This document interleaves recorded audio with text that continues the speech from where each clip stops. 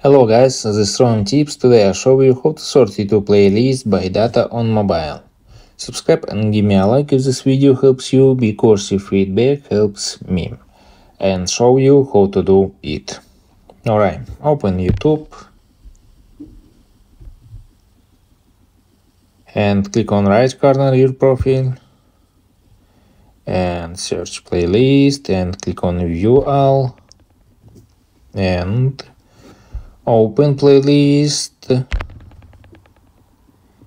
and click on sort and manual, date add newest, date add oldest, most popular, date published, newest, and date published oldest. Alright, and click on date published,